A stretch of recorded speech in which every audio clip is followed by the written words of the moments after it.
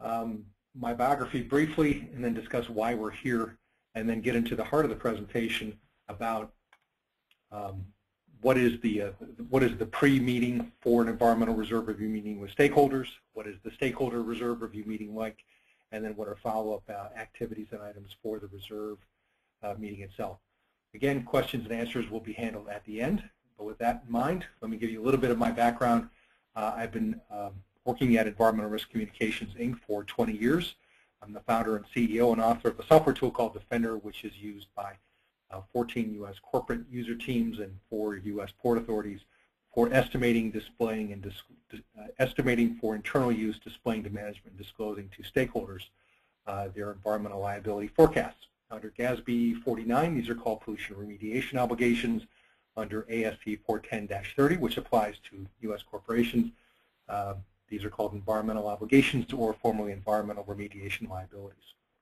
That's all we do, and that's all we know. We've got just about 2,800 sites, a little over 2,800 sites in our Defender software among our clients, and we perform roughly 200 decision analysis activities. We've also developed a counterparty credit tracking system called Counterparty Defender, and have developed cloud-based project control systems for use on multi-party cleanup site projects. My educational background is, aside from running environmental risk communications the last 20 years, before that I worked for a company called FMC Corporation. Before that I worked for 2 different remediation contractors. But I've got 2 business degrees, an MBA from Northwestern and a bachelor's from Georgetown. I'm not a practicing attorney, not an attorney by education or by training, not an environmental engineer or earth scientist, and I'm not a CPA. My experience in working with environmental liabilities comes solely from the business perspective, from developing software to answer what belongs in environmental reserve disclosures, to performing decision analysis activities, to helping companies develop and get the best out of their people, contractors, and processes. So a little bit about why we're here today. The foremost reason that we're here is to prevent distortions to the allocations of resources. That's a lot to say, but we're really here to get past misusing the people, capital, and time. Environmental remediation projects require a lot of each of those, and to the extent that we're providing good capital stewardship, we're doing the most we can with those 3 items. So in order to do that, one of the key aspects of performance of those objectives is to forecast liabilities accurately. And we do that by thinking, calculating, and stating what we know and what we've learned and what our opinions are about the environmental liabilities we're working with. How does that help us? Well, if we do the job well, we have a better credit rating. A better credit rating is equals a better cost of capital. High correlation between those 2. Again, if we do a good job with our capital stewardship, we're going to have better liquidity, which impacts our organization's long-term survival. And if we have better transparency, that's going to in turn engender more trust within our business partners. That'll improve our borrowing capacity, and more clearly for publicly traded companies, improve our SOX compliance, our Sarbanes-Oxley compliance. Regardless of our company's condition, there are always more things that we can do to be operating more efficiently, and that's just good business for everyone. Environmental liabilities are no exception. Knowing life cycle costs means knowing where we're headed and starting with the end in mind. Managing similar liabilities in similar ways is an important aspect of taking what we've learned in the past, whether or not it's something learned individually by us, and applying it to what we'll have to know in the future, and avoid that repeated learn, forget cycle. Doing more with less, which is the hallmark of any organization that's high performing, and then finishing projects on time, under budget. So a couple of case studies before we dive into how to run the reserve meetings. And again, I bring up these case studies with respect to the organizations that are staffed with very competent professional people, and just show you even the very best organizations with the very best of intents can get into a jam. Here's the case study where current value wasn't market value. In other words, current value was not prepared in accordance with fair value measurement, and here are the consequences. So let's go over this case study of General Motors for a second. On December 31st of 2008, which was the last benchmark the company put out, the last financial statement set, that it put out before it filed for bankruptcy June 1st of 2009. The company stated that its environmental reserve was $297 million. That report was produced, that statement was published in March of 2009. A few months later, June of 2009, the company filed Chapter 11. Within 30 days, it put out an updated environmental reserve forecast of $536 million. In other words, just within the space of 3 months, the number that it reported to its stakeholders went from 297 to 536 in roughly 90 days. A year and a half later, the shoe started to drop. EPA, state environmental agencies, PRPs, and others completed settlements with General Motors, Motors Liquidation Company, and several other business units worldwide. And the first 6 settlements totaled $773 million against that $536 million that was disclosed as part of the bankruptcy process. Just to skip down to the very bottom, there were 11 aggregate settlements according to EPA's website that totaled just under $940 million. My point being is General Motors wound up incurring, stating, and disclosing that its reserve number of $297 million was actually replaced by a fair value measurement of settling those liabilities. It was 3.2x, and that's quite a ways off, and it took 3 years for all that to work out. I'd seriously say 3 of probably the worst years of the careers of the people that are working on those numbers. Having lots of daylight between what's a fair value number and the current reserve is bad. Bankruptcy exposed in the case of General Motors, but a strategic transaction, to drastically oversimplify what bankruptcy is, but a strategic transaction uncovering this is, again, not good for the individuals involved and certainly not good for the stakeholders involved. The next case in point comes from another company, and frankly, this could be one of a dozen different companies that go through the same pattern. But in this case, I pulled out from the 10K reports the year-end environmental reserve balance and the annual spend from Honeywell, based in New Jersey, to just show what has been happening with their environmental reserve balance for the last 18 years. And it's just basically a story where every year the company's team spends down the environmental reserve and then to some degree or another rebounds the reserve balance and then starts the process over again. So spends down, rebound, spend down, rebound, spend down, rebound, a process that it's been working for several decades now. You can see the aggregate spend is just my total at the bottom there, $3.3 billion worth of spending over the last 18 years. That translates back to the very roughly $3 billion worth of reserve increases over the last 18 years, which by any definition is a significant number, and Honeywell has quite a bit of work to show for that. On the other hand, back in 1996, it didn't know everything that it knows in 2013. However, this pattern of just spending down and then needing to rebound, spending down, and rebounding means that organization has learned the importance of communication and seen that it does need to go back to its existing portfolio, reassess the estimates, reassess the liabilities, and determine whether or not it's necessary to recognize that additional information has triggered the need for incremental reserves. My point in bringing this up is not to bring any criticism to General Motors or to Honeywell environmental teams. It's really to bring out the importance that communication of these numbers, of these events, takes time. It takes conscious, diligent effort. It takes time to answer coherently the questions of, aren't we done yet? Haven't we spent enough? I thought we had taken care of this already. I thought the last reserve that the team asked for was enough. Here you have, again, high-performance, high-quality organizations staffed with the best contractors, the best outside counsel in the country, and still seeing that more information comes in, reserves have to increase. More information comes in, reserves have to increase. And all that's while the team is trying to work down the environmental reserve balance and do more with less.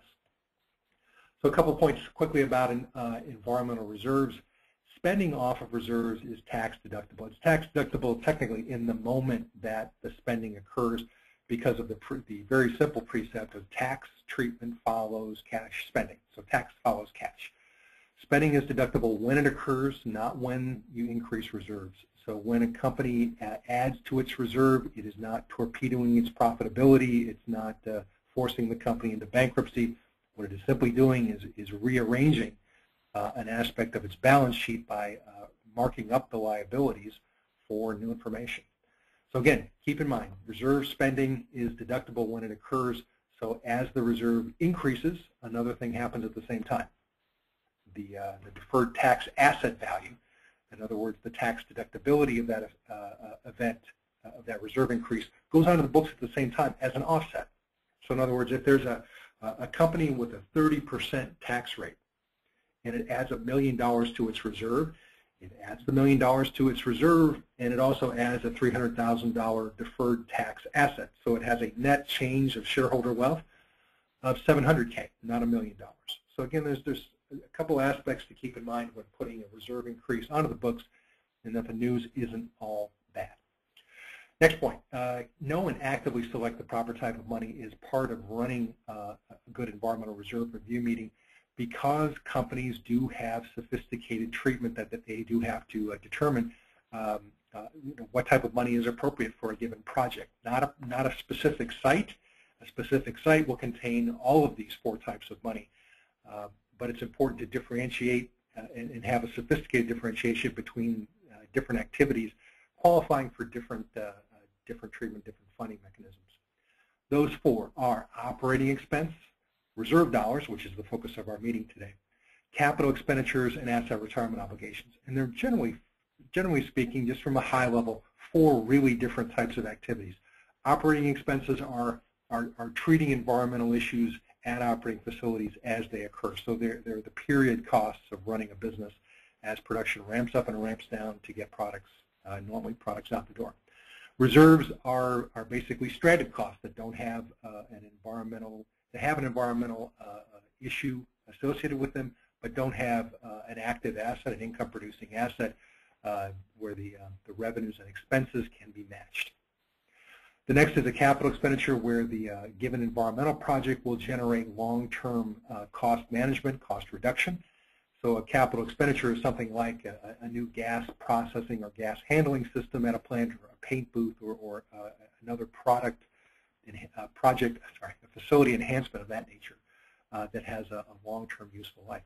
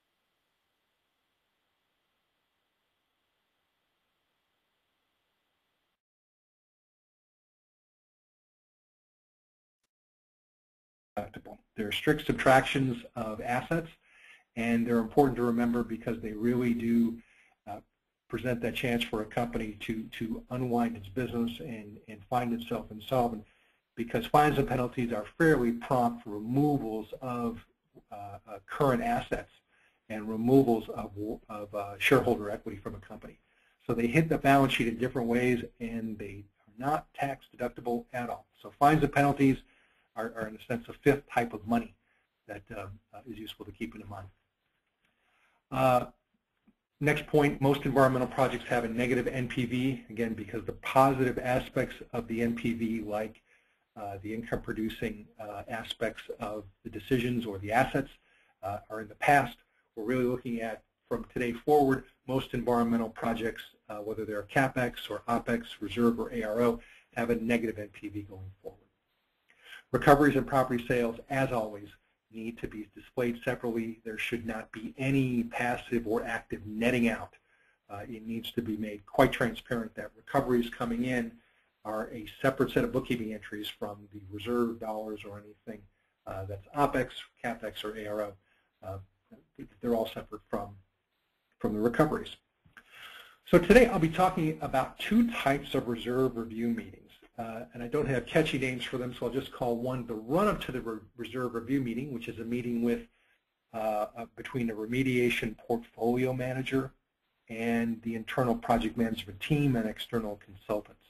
So I'll call that the run-up to a reserve review meeting, and the next, the larger meeting is the stakeholder reserve review meeting. So that's just a point of clarification. If there's planning and a run-up meeting set of activities related to that, and then there's the meeting itself with stakeholders and the follow-up to that activity. So I hope that differentiation is helpful. What do I mean by the run-up to a reserve review meeting? Well, this focuses on the internal.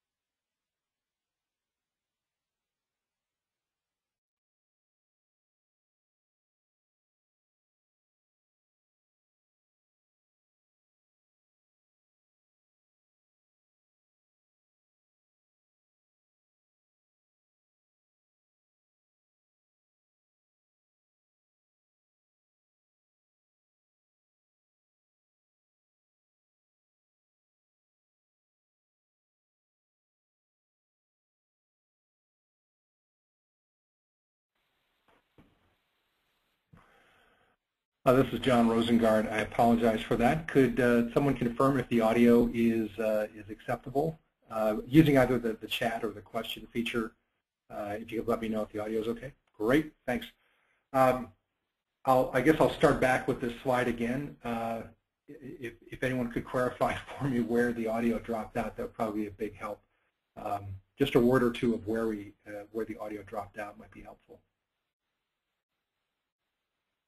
The point of the internal meeting, the run-up to the reserve review meeting, is that you're really looking at starting with an internal meeting of a remediation project manager meeting with their remediation portfolio manager.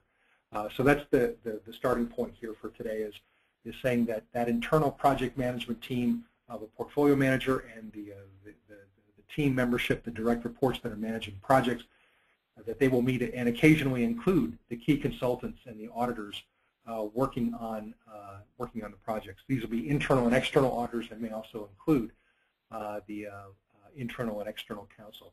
The point being, this is a team that's meeting from the remediation portfolio manager on down. So it's again, no stakeholders are in attendance. The agenda is to look at current sites in detail, confirm the scope and phase of where the sites are, and confirm the watch list value of prospective future reserve increases.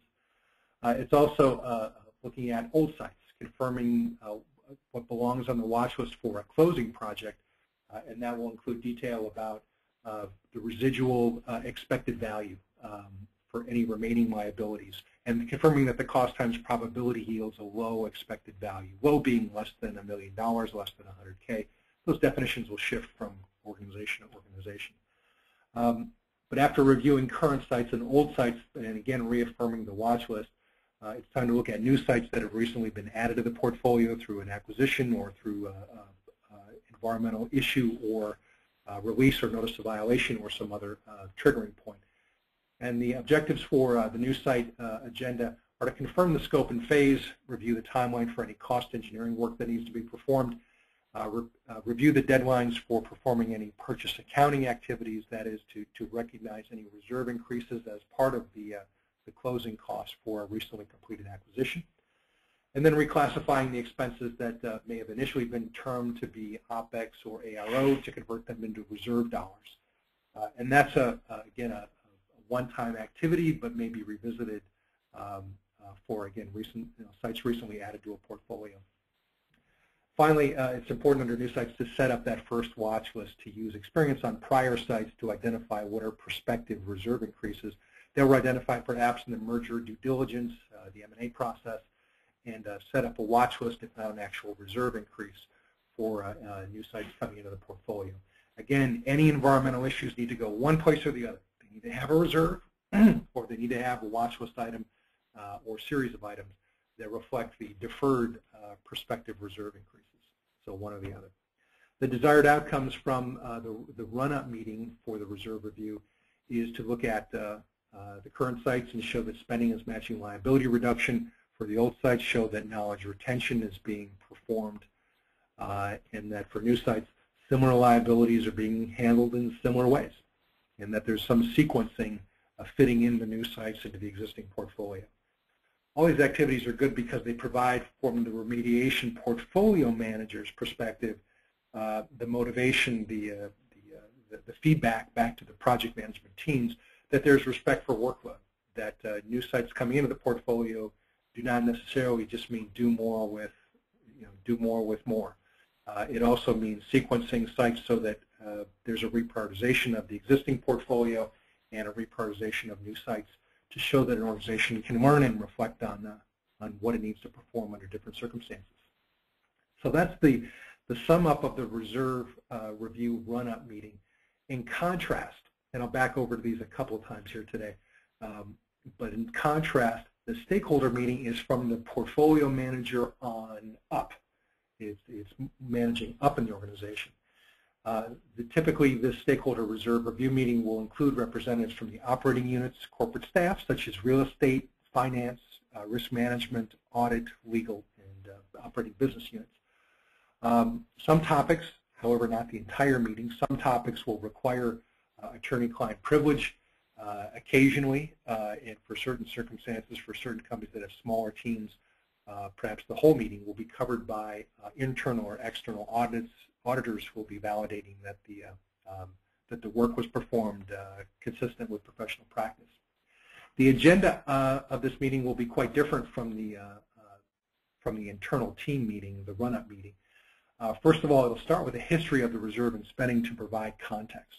It should start with a review, much like the Honeywell spending pattern. It should provide a sense of history, a sense over the last 10 or 20 years, just what has been the company's experience with spending down the reserve, adding back to it, spending down, add back to it. Why is this an important agenda item? There will always be new people coming into a presentation. They will always be looking for cues in an organization of the tone at the top. They'll be looking for cues that environmental remediation expenses are being handled, that it's an ordinary course of doing business, and the company or the Port Authority, whatever your organization is really looking at an ethical and transparent treatment of environmental liabilities as more information is known. And intuitively, environmental liabilities start with zero knowledge and go to near infinite knowledge. It's an ongoing learning process. However, starting with the history of the reserve shows to everyone participating in this process that there are cycles of learning and forgetting and learning and forgetting and learning and forgetting. We're probably learning nothing new, but what we're trying to do is adapt to what we've most recently learned and make sure that the resources that we've got set aside on the balance sheet reflect what we want to do about it. So again, starting with the history of the reserve is meant to help bring to the same page anyone who's coming in with aggressive energy about trying to resolve the liabilities or bring the reserve down to zero in a fashion that's shown in the last generation is not sustainable, not achievable. So again, it's meant to provide context, meant to provide substance to the future discussion. The next item should start with the closing projects. Start with projects where the reserve has been spent out, where there's knowledge of what life cycle costs have been, and there's ability to say that there's no additional need to discuss this site any further because the liability is closing out. So in other words, it's a start with your successes and end with your challenges topic list. Closing projects allow for, again, new attendees as well as existing attendees to get a sense of how little $1 million buys, how much in resources it takes, how long in time it takes, how much in people, how many people it takes to get from the start to the end of a project. ERCI's experience, an environmental project typically takes 10 years. The tenure of an environmental project manager managing that project, not working for the company, but managing that specific project, is about 4 years, which means on average, a typical 10-year site will go through typically 3 project managers, two and a little bit of change, which means in turn there's going to be 2 project manager handoffs, one from the beginning and one toward the middle or toward the end, and perhaps one at the very end. The point is, closing projects show that there's respect and there's learning going on from closing projects, and it's sharing those best practices, lessons learned, the cost metrics, what have you, so that there is context for what comes next, which is talking about brand new liabilities that have been brought into the portfolio from a transaction, from a spill, or from other events. So it's not new properties. It is new properties. It's not new projects at existing sites. That's covered in the next couple items. So again, new liabilities are brand new properties coming into the portfolio that haven't had a reserve recognized before. The next item after that is the watch list, and the watch list is an item I'll close out of the presentation here today. But the focal point of the watch list is to display, not for disclosure to stakeholders, but display for management's consumption and use prospective future reserve increases. That's what a watch list is, prospective future reserve increases. And again, if a team knows a number, it belongs in one of 2 places. It belongs on the reserve, and it's hopefully being managed for 100 cents on the dollar or better. Or a reserve increase is, prospective reserve increases on the watch list. It's in either the reserve or the watch list, one place or the other. So the watch list is a focal point because it gives management the ability to see across the full portfolio and see all the prospective ranges of different issues that are out there. It'll be covered in more detail on a separate slide, but I just want to point out that that's the next agenda item, and that allows for discussion of items 5 and 6, which are the proposed increases and, if applicable, any proposed reductions to existing reserves. So again, the closing topics will be for new sites, current sites, old sites. What are the proposed increases, if any? What are the proposed reductions, if any? And closing on that topic. The desired outcomes are demonstrating that most reserve increases are predictable. They come from the watch list, go on to the reserve. They come from values based on experience from the closing projects and existing projects, and new liabilities coming into the portfolio require new reserves to go with them.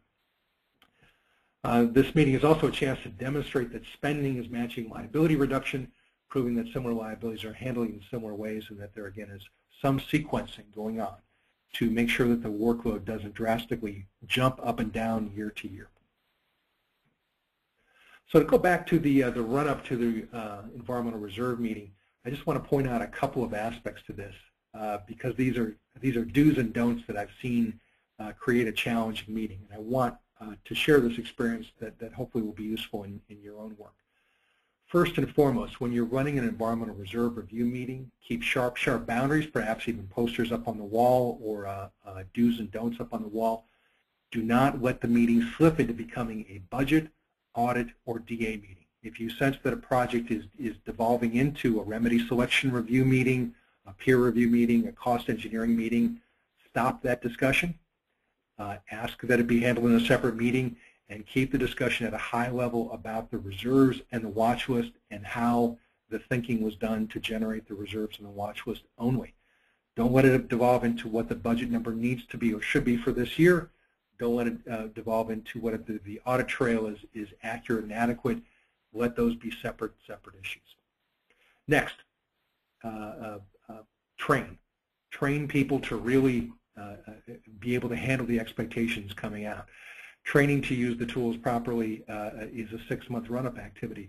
So starting 6 months ahead of time with reviewing what done will look like, reviewing what the expectations are going to be, reviewing what the watch list needs to look like in 6 months is part about having that good information.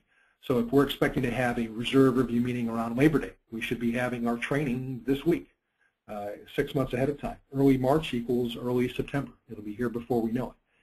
This will allow project managers to look at their projects, display decisions and watch list items, and allow for the portfolio manager to work with the project managers to ensure consistent display and consistent measurement. This will allow for 3 to 5 different check-in meetings over the course of the next 6 months. About 2 weeks ahead of time, in other words, if we were looking at Labor Day, we'd say sometime in mid-August, we'd conduct a dress rehearsal. We'd invite in contractors, key contractors and operating staff unit members to come in. And 2 days ahead, we'd excuse them and have a more serious full dry run and ensure that the talking points, the reasons why an item is on the reserve, and why an item is on the watch list, that all those explanations are clear and crisp, and that we're able to answer why this number is here and why the old assumptions have been replaced by new ones. A little bit about discipline that will help a project team work with a portfolio manager is this display around ASC 410-30. And I've got a sort of before and after version of this in the next slide as well. But what I want to basically convey with this is the five lines about looking at environmental liabilities. First and foremost, going back to the far past, the red solid line off to the far left, is when the liability occurs. Far in the past, different steps occur when perhaps a spill occurs or a waste management process is in place, when a plume hits the groundwater, when the groundwater plume travels off-site. There are components where different aspects of the liability may kick in. So I just want to I put in the stair step to kind of convey the thought that there are different components of a liability that may occur at different moments, but again, all those moments are likely in the past. There is some daylight, some time gap between when that liability with its accrued eventual cost is actually understood, and that is the result of a series of spending steps that go with that. But the liability is understood perhaps when stress vegetation is observed, perhaps when groundwater samples indicate some problem, and that liability understanding generally accrues with the reserve being created and the reserve being spent, and accordingly the expense deduction being incurred. So again, there's daylight between when the liability happens and the liability is understood, and then another gap between when the liability is understood and when the spending actually is recorded on a company's books. So my observation in looking at environmental portfolios is that these lines are becoming closer together. Today's spill is becoming tomorrow's reserve, is becoming next week's environmental reserve project. I see that time gap kind of compressing out. I also see the lines becoming more vertical, that there's going to be less time taken for acknowledging that a liability exists, understanding it comprehensively, and then using that knowledge to work down the reserve efficiently. Under an upcoming part of GAAP, a changing GAAP called IFRS, There's going to be a transition of, instead of looking at the low end of the range and going through the stair-step process that we had for reserve recognition in the past, I think we'll be going toward a more aggressive initial recognition, even with very sketchy data, a more aggressive initial recognition of environmental liabilities. So I've drawn in this green arc to replace the green stair steps to say I think we'll go away from those stair steps. We'll be able to use big data in our parametric cost forecasting to justify a comprehensive early estimate of what an environmental liability will eventually turn out to be. And then in turn, our jobs will become displaying subsequent decisions and showing how that, along with spending, how subsequent decisions work down the reserve and eventually get us to the very same endpoint that we would have had under any other domain, but instead we get into more aggressive recognition. This intuitively is what other writers analyzing the difference between IASB and FASB and GASB are saying is we're going to be looking at getting away from a multi-step recognition of environmental reserves. In other words, we used to reserve for the study, then the remedy design, and then the remedy selection, and then the O&M. Instead of those 3 or 4 steps, we'll be looking at one big reserve up front when a site liability is deemed recognizable. And after that, we'll be working the liability down through a combination of good decisions, good knowledge collection, knowledge management, as well as performing actual remediation work in the field. There'll be a combination of those activities. So to move on to the environmental reserve meeting, I want to say a couple points about the focal activities of this. It should focus on the burn rate. Do we have an adequate reserve just based on this year's burn rate? The point of a burn rate is to say, okay, this year we plan to spend $10 million. The aggregate reserve is $15 million. Well, then the reserve is going to basically be gone, or so 2/3 of it will be gone at the end of this year. Is everyone comfortable with that? Because that is going to be a significant drawdown percentage-wise. On the other hand, if we have a $10 million spend this year and a $100 million reserve, the team, the presentation and the reserve review has got to focus back on the very idea that there may not be enough people, there may not be enough focus, there may not be enough push to actually spend down the reserves that are on the books, and that may in turn trigger the opposite discussion about whether there's enough people on staff or whether the reserves are actually too high. So the burn rate has to connect to some degree with the current reserve balance. That's why, again, it's a useful topic to loop back and say, you know, the spending in the context of the recent history over the last 20 years, our spending is higher or lower than average, and at current rate,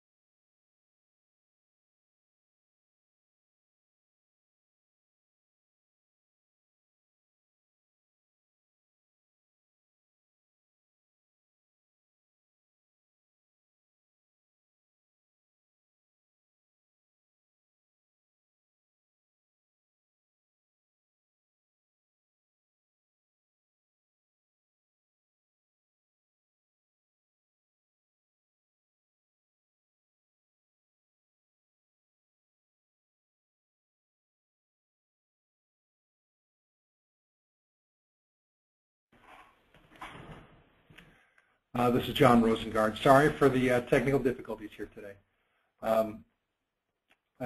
I'll just leave this as a discussion point in the interest of time here.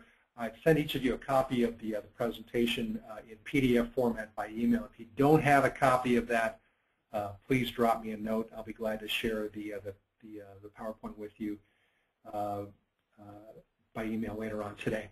But with that, thanks again for bearing with us. Let's move on to the next point about conducting the stakeholder reserve review meeting. Reserve balances matter because it does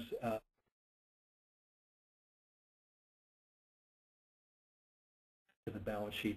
An understated reserve, and I'll go over these guys slowly, stop me if you have any questions about these.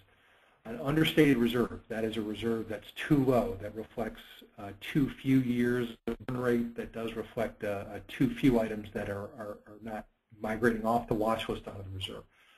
An understated reserve is going to lead to eventual catch-up reserve increases.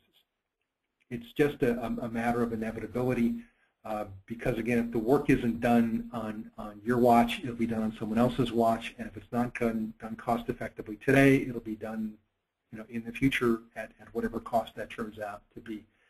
So understating the reserve today purposefully does yield eventual catch-up reserve increases. This is the General Motors estimate issue, is stating one number and then finding out a few months later under slightly different terms that it's okay to express opinions under different circumstances. Eventually the knowledge comes out and eventually the work will have to get done. So it's, again, a communication issue inside of companies in our experience. It's not a matter of the liabilities not being there or they're not being shared or conveyed by consultants. An understated reserve leads to reserve increases, perhaps even reserve shock, large reserve increases, and that in turn creates wary lenders and wary shareholders. There have actually been write-ups, not positive write-ups, negative write-ups about Honeywell and about General Motors and their environmental reserves being inadequate. An understated reserve also means that an enterprise is actually selling itself short. Let me run through the logic for this. If a company has dependable, reliable numbers for its reserve forecast, and for that matter for other contingent liabilities like pensions, post-retirement medical product warranty costs, it's able to allow for a larger pool of acquirers because its numbers are going to be more sustainable. A company borrowing to the hilt, if you will, to leverage the assets and acquire it, will be able to survive banker scrutiny, will be able to survive internal belt tightening because there won't be any reserve surprise numbers heading their way.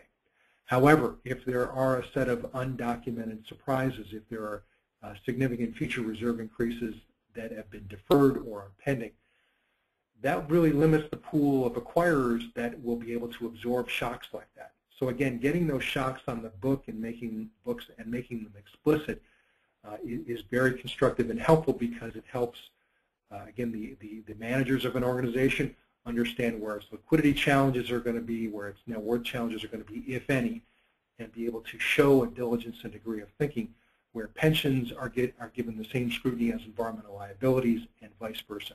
Right now, pensions are getting way more scrutiny. They're way more reliable. They're way more dependable than they were 20 years ago. Environmental is still catching up. For those of you that work in the public sector, a note of caution. I just wanted to point out that any public agency that's out there has the opportunity to go through what's called privatization. So if your organization is an airport, a seaport, a university, state, county, municipal department, there's a chance that those assets can be split off and privatized. So having reliable books can be quickly become part of your organization's mission to be able to justify its environmental reserves and be able to sustainably meet those numbers without impacting the liquidity of the organization. So I'd say even if you're in the public sector, having this private sector standard of being able to stand up to an acquirer scrutiny is an important thing to remember because airports and seaports do get bought and sold by governments. Finally, we're moving on to the next area. Successful projects can and do fail. This is an important communication exercise to convey within an environmental reserve meeting. is that the finish line does move beneath the feet of a project team, and it doesn't convey a lack of commitment or a lack of professionalism or a lack of capabilities on the part of the project team. Instead, it's triggered by a wide range of causes. One of the things to be aware of is that analytical technologies are continuously improving. That is, the ability of scientific equipment to detect, analyze, and report back concentrations of different chemical compounds is continually improving. When I started the RCI, there were roughly 60,000 chemical compounds marketed worldwide. Today, there are 10x. There are 600,000 chemical compounds made and marketed worldwide. The analytical techniques always catch up. They're always on the back end of trying to keep track of what is out in the environment and what needs to be tested for. Also, in turn, toxicological research is increasing in quantity and in accuracy. This information is made further available by the internet. And again, these are trends that weren't very visible 20 years ago or 30 years ago, but are now ubiquitous. We think nothing of finding the cleanup goals for different states simply by going to our phones or to the internet, to our computers. Laws and regulations, in turn, are responding and adapting this information and trying to work with the dramatic increase in knowledge to come up with more appropriate cleanup goals. And that, in turn, is an important aspect of understanding that laws and regulations are going to change, just like they have been changing in the past.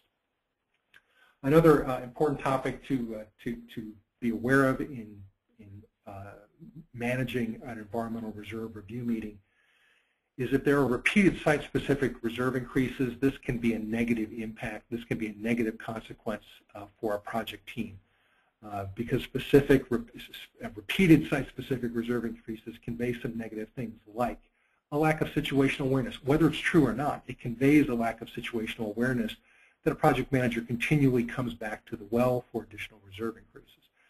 It points out to an auditor potentially that there is a gaming of probabilities, that there is a misreading of the probabilities of different outcomes like remedy selection, remedy failure, and so on. Finally, it also conveys a lack of project controls. That scope, schedule, and budget, the triad of good project controls, are not in place to achieve $1 of liability reduction for $1 of spend. So educating non-environmental professionals that a project team is competent and capable can get completely blurred by a reserve increase. So running a good reserve meeting means that there's good discussion around aspects like the following. This is where I'm planning to wrap up my presentation here today. I've got just 1 or 2 slides after this. So if you've got any questions, feel free to let me know as I go through this slide. But this is what a watch list can and does should look like. In preparing this, keep in mind a couple parts of GAP. ASC 410-30-50-9, which is in the public domain. If you'd like to get a copy, I can send you to the FASB.org website to help you find this. But it says this is a disclosure that's recommended but not essential, but not required. So this table is described in ASC 410-30, and it's also prepared in accordance with ASC 820. What would your biggest competitor agree is your environmental liability? So it's a series of these line items, and I've got them broken out by these gray bars which separate one site from another. And it requires to just read off the lines on the left side. Go beyond the constraints of a reserve horizon. So in other words, if you have a reserve horizon that says we will look out 10 years or 30 years or as long as the remedy will take, this requires looking out beyond that finish line and saying, even when the regulator says we're done, will we really be done with a given site? And it requires factoring in things like the counterparty risk of default, that another PRP or a party that we've gotten an indemnification from or given an indemnification to, that they will go away and we will be stepping in their shoes and doing work that they rightly should have paid for and that we now will have to pay for. So my point is, the point in the lower left, every future reserve increase needs to come from this list. And this is structured really in a couple of simple ways. Before I go on, I just want to answer a quick question about the frequency of having a reserve review meeting. In our experience, quarterly is too often, annual is not often enough. So every 6 months is what we recommend and what we see working effectively. having meetings at the beginning and end of construction season, namely March, like now, and September, September or November, is appropriate. We find that it helps to break up the discussion around budget items, and also provides clarity of more information about what will be done before the end of a calendar year, if the calendar year is in turn a fiscal year. So there's no obligation to have reserve review meetings at any specific frequency. There's nothing in GAAP that says it must be done on a specific frequency. It's trial and error. The School of Hard Knocks teaches us that having these detailed meetings every 90 days are vast consumptions of resources that don't contribute incremental knowledge or perspective, and that every year too much happens on a given portfolio. I say that with one big footnote. If a team is spending less than $5 million a year, it's probably a 2 to 4 person operation, and there's probably enough to keep the information to a once every 12-month process. However, let's move forward and go into what the watch list will look like. First column is the cost. What is the triggering event for a reserve increase? And this has to be a future event or decision that's explicit, measurable, manageable. You can use the SMART acronym, whose specific terms I forget right now, but specific, measurable, actionable, reportable, timely, and so on. The next column over is the amount, the expected value amount that's at risk when that triggering event or that cause occurs. So it's the value at risk, and it'll have a bracketing amount behind that. The next column is the probability this event will even occur. And this is something that allows management to weigh in and say, okay, everything that's 80% or higher, throw it on the reserve now, get it over with. Everything that's 95% and higher, great, that's our threshold today for putting on reserve numbers. 51% is now our reserve threshold. That judgment, that probability puts in place a basis for saying to management, if you have no other financial reference point, at least give us a call about if a reserve increase is 99% probable, whether or not it's time to put it into the reserve. The final column is the date, the expected date for that triggering event or that cause to occur. If you get away from these 4 items, you're losing off on what will provide a good communication reference point. There are other columns available for putting in the low, mid, and high cost in our experience, as well as conveying the site ID or the operating business unit that's paying for the liability. We find that those are useful in some of our clients. But the basic point is these four columns are essential to running a watch list properly. So let me just go over some of these just to give you a sense of what should be in these, and I'll try and give you a sense of what's also excluded. First of all, the change order for excavation. This is a fairly typical intra-year watch list item of identifying that when a site goes into an excavation phase, things are found in the field that weren't known at the time. So putting in these known unknowns with a high probability of occurrence and a short time fuse is just a routine aspect of saying we're trying to manage to a good outcome, but if a bad outcome happens, this is an assessment of the probability and the degree of cost magnitude associated with it. The next item down is if the remedy fails and a new remedy is needed, what is the probability and cost associated with this? This is something that contractors rarely get asked, and external contractors are happy to provide. However, if you ask them, they'll say rarely do clients want to get bad news, and they never want to get bad news unilaterally. They never want to have a contractor volunteer bad news and document in writing and send it to everyone and post it on the internet. They want to have control of the information. This is one aspect where a good client will ask a good contractor a good question. If the question never gets asked, then everyone is waiting for the surprises to occur. And that has proven to be an unsustainable, expensive process in terms of capital, people, and time. The next line item is the counterparty defaults on a new remedy. This is a situation where a fellow PRP is responsible for paying a share. This has been deemed to be inestimable in the past. Good news today is that ERCI has been working on software to project short-term credit ratings forward with Monte Carlo modeling. So we're actually able to provide that probability number, that percent that's in the third column, that 20%. We can actually provide that and provide a time-weighted number as well that shows what the remaining balance is at the moment where a counterparty may default, declare bankruptcy, and otherwise strand an environmental liability share back on your company's shoulders. So we've got the new software that helps convey that information in a way that shows up on this type of document, this watch list. So I've started with the gold stars, the counterparty risk items that we can help calculate with our new counterparty software. And what we do is we take the costs that are out there with an understanding from the project team. We take the allocation data that's understood to be today, and then we go do our research. We go in, find the credit ratings of each of the counterparties. We assess when and if they'll have a default event, and assess the probabilities and allow for this display. So there's a comprehensive display of not just things like adding an excavation change order, but also a robust display of counterparty risk and remedy failure as well. We find that remedy failure and counterparty risk are the two big sources of scope creep, of reserve increases. And therefore, if all the reserve increases are going to come from one place, this document needs to have plenty of both. And so that's again the purpose of our displaying those gold star items.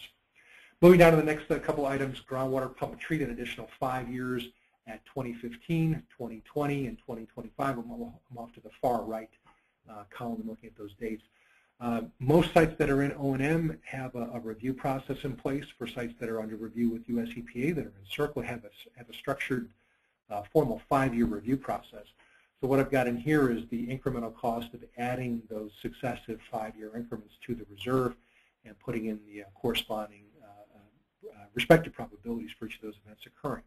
We find that this clarity, this shortens the discussion from many minutes, that's a repetitive discussion, down to 1 minute or less. By repeatedly displaying the 5-year scope increases, it takes out the question of whether or not life cycle costs have been reserved.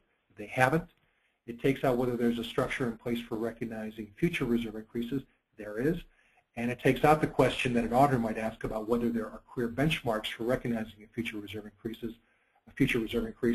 Those benchmarks are clearly stated in the cause column of the 5-year reviews and initial 5-year pump and treat period being needed. The next series of line items are just like they sound like having losing a 20% counterparty by 2020 is one item with one probability and one associated with cost. One associated cost. The next two line items down are losing 2 other 10% parties by 2015 and 2020 and the corresponding associated probabilities. Just speaking from experience and from running the math, the probabilities of counterparties failing are actually astronomically high. The business exit rate is something like 8.4% a year. That isn't necessarily the environmental default rate, but it's highly correlated. So we recommend calculating this information to just understanding the impacts of losing one or more counterparties like General Motors in the mix of just normal O&M activity on a portfolio. Other types of counterparties are not just the General Motors of the world, but also insurers and JV partners. So we've got some of those listed in other examples here. Moving toward the bottom of the list, I've got an item called landfill operator goes to Chapter 11 and creates 11 NPL sites. I've got that listed as a $20 million item with a 35% chance of occurrence. The number one path for sites getting into the NPL has been a landfill that was owned and operated by a municipality or a small family-owned business that didn't have a sustainable business model. In other words, they ran out of space or they ran out of permitted permits. Consequently, their insolvency triggered a need for the site to go back to its original waste generators. So my point in bringing up this is what's past is prologue. If we've had landfill operators worldwide go into Chapter 11 or their equivalent worldwide, we can expect the sites, the returning to those sites as cleanup projects to also be something we can measure today, not reserve today, but measure today and put on a watch list so that, again, as more information becomes apparent, we're able to take that probability from 0%, reflecting that we know nothing, to 5%, to 95%, to 100%, and not go from 0 to 100% in one day. We know more than 0 today, is the point. The watch list conveys that we know more than 0, but also that we don't know enough to put something onto a reserve increase. So with that, I'll leave that list for your review later. These are just examples broken down site by site. If there's more interest, I'll be glad to run a demo of a portfolio calculation to show how this work is done. In the interest of time, I'm going to skip the next couple of items about the cost of deferral and move forward to the follow-up items on an environmental reserve review meeting. The point of the follow-up after the stakeholder reserve meeting is to document decisions and to document, the most important thing to document is this reserve walk forward. We found time and again that 6 months or a year down the line, everyone will have forgotten what was agreed in a reserve review meeting if it isn't documented on a timely basis. This is the documentation that we found helps in 99% of the cases. Start with the original basis. Say what was in scope, what was out of scope, but identify the original basis. Let's say the original basis was agreed to in 2010 and it involved excavation of 1,000 cubic yards of dirt. The next is to say, in 2014 we agreed to add 500K for the 70% design level for the sediment removal phase. We added 200K for project management, 750K for 2 additional years of O&M. These few 20 words are going to be priceless 6 months or a year from now when it comes time to say, well, what's in the 3.45 million because we now need 8 or we now need 6, and we need to know what everyone already agreed to as being in the reserve so that our contractor, our consultants, can prepare the next layer around, can add to that estimate and show what is a revision versus what's an additional scope for each of the component line items that are in there. In turn, when this information is done on a site-by-site basis, that allows a portfolio manager to feed those decisions about reserve increases into budgets and into staffing requirements. One of the challenges that I've worked with in the last 20 years is seeing that a reserve increase conveys artificially that a project team is going to be out of business in 2 or 3 years, that it will need a half or a third of the staff that it has today. A watch list works around that. By having a watch list in place that represents future prospective reserve increases, a portfolio manager is able to explain and argue for the capital and show that there's some value in having stability and consistency in the spending and also stability and consistency in the staffing levels. Riding a reserve up and down and losing good people to a lack of long-term thinking is one of the things that can be made or lost in the follow-up to a reserve review meeting. Finally, it's important to highlight the accomplishments after a reserve review meeting. Generating reliable life cycle cost forecasts helps with M&A disclosure, helps an organization grow sustainably. A watch list will help inevitably prevent reserve surprises and conveying that a reserve review meeting is not a communication exercise to share brand new information, but simply to update everyone on what is already known and only convey what little new information has been learned since the last meeting. Another accomplishment that a reserve review meeting conveys is that there is success out there of bringing in costs below an industry standard reserve or a company's historical average. That means it takes more than one data point, and it also means hoarding or collecting the data to provide that reference point to show that on an inflation-adjusted basis, your organization, your team, as well as your contractors are getting better at pump and treat systems, are getting better at soil excavation, are getting better at sediment management. In turn, that means that there's an obligation on a company staff to manage its knowledge, manage its own data, and to try and do more of that, do more with less of that data. I'm sorry, to do more with more of that data as time goes on. In conclusion, we're at the 60-minute point. I apologize, again, profusely apologize for these communication snafus today. Our website is at erci.com. If you'd like more information about this topic, I'll be re-recording this webinar and enabling this to be streamed from the GoToWebinar website. I'll send you a copy of that link if you're interested, which you can then share with your colleagues. It'll have a straight read-through of this webinar in audio as well as video, so if you'd like a copy of that link, please drop me a note. If you need an attendance certificate or another PDF or PowerPoint version of this presentation, feel free to let me know. If you'd like to see the software, our software in action, if you'd like to see a demo of what we do, we'd love to do this. This is why we have these webinars. Please ask us for a needs analysis or just a follow-up conversation. We'd love to kick that off and review what we can do and what we are doing for other clients and tell you some good stories about this. Finally, if you need copies of the Definitive Accounting Regulations ASC 410, GASB 49, be glad to send you links to the copyright holder's website. All this info is in the public domain. I'll be glad to send you links so you're able to see copies of those current versions on their respective websites. In turn, we've got webinars coming up on GAAP for estimating and disclosing environmental liabilities. That'll be coming up shortly here today. We'll be also repeating webinars on conducting this reserve review meeting process, DA for Monte Carlo modeling, DA and Monte Carlo modeling for environmental remediation liabilities. And later on today, and as well, we'll be repeating it tomorrow, we'll be doing a demonstration of our counterparty to vendor software, and I'll be looking forward to performing that in about 2 hours. In the meantime, thanks for joining our webinar today. We're open for questions for the next 10 minutes or so. Thank you for your patience with our technical difficulties. I look forward to seeing you at the next DRCI webinar. But for that, that's our content for today. We're wrapped up on questions, and I'll stay on the line here for another 5 minutes or so. Thanks.